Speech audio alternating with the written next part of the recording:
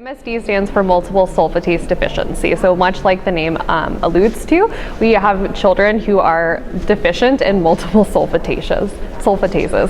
It's slightly might be confusing because it's not that our sulfatases in our children's bodies don't work, it's that they're not turned on. So we actually have a deficiency in a protein called FGE, which is called formylglycine-generating enzyme. The important part to know is it's kind of like the last step in turning on all of our sulfatases, right? So it's the light switch. And if our sulfatases don't get turned on, they can't complete their jobs. A lot of these sulfatases live in the lysosome, and so they're not able to break down the waste materials like they normally would, which leads to accumulation of these materials and ultimately cell death.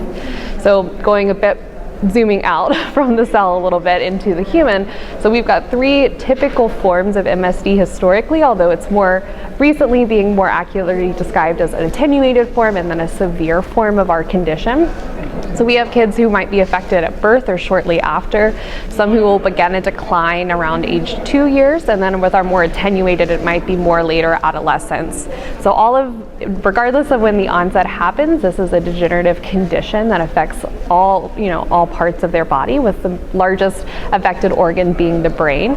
So some people might describe it as a combination of different conditions, but in childhood form, right? So sometimes you hear things about like Alzheimer's because of our lack of our cognitive function that's declining for our children, but we also have a number of other symptoms going on, right? They're going to have motor difficulties over time, as well as hearing loss at certain times. They have ichthyosis, so really scaly skin that tends to be a problem.